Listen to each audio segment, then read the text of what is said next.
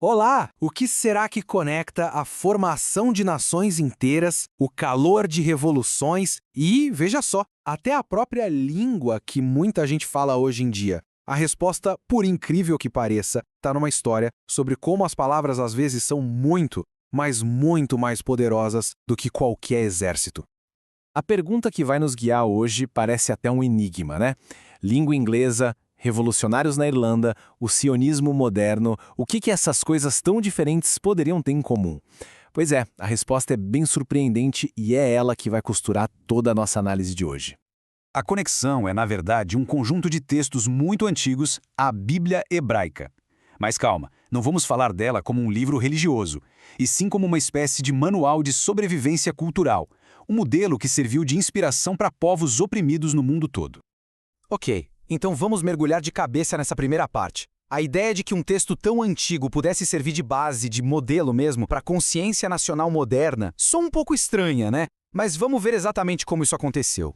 Olha, diferente de outras histórias da antiguidade que geralmente escondem a derrota ou tentam dar uma floreada, a Bíblia hebraica faz algo totalmente radical. Ela pega a derrota, o exílio, a humilhação e usa tudo isso como combustível principal para forjar uma identidade nacional que dura há séculos. E o mais interessante aqui é como esses temas que sempre voltam, a derrota, a esperança de que as coisas vão melhorar, a ideia de que um pequeno grupo vai sobreviver para reconstruir tudo, acabaram criando um roteiro, um modelo mesmo, muito poderoso e que podia ser copiado. Um modelo que outros povos oprimidos podiam pegar e adaptar para suas próprias lutas. E olha, essa influência não foi só uma ideia abstrata, não. Teve um impacto direto, profundo. Vamos dar uma olhada num dos exemplos mais fortes disso. A Inglaterra. Essa linha do tempo aqui mostra de um jeito incrível essa jornada. Pensa só, um texto proibido que podia te levar à morte se tornou a base de toda uma cultura.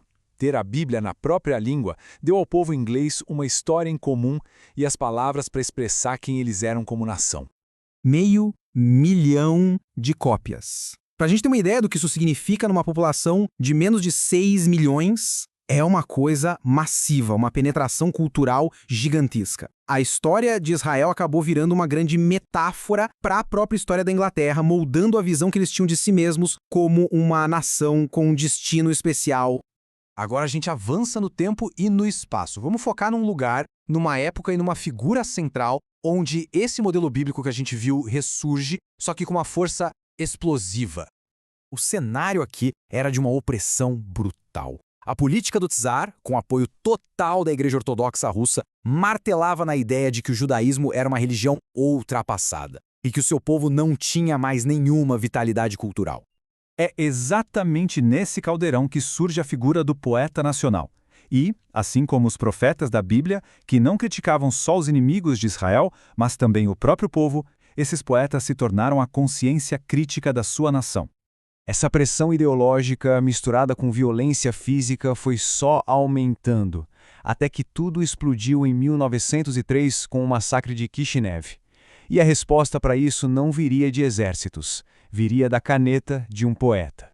Essa é a voz de Haim Nahman Bialik. A fúria nesse trecho não é só de dor, é uma acusação.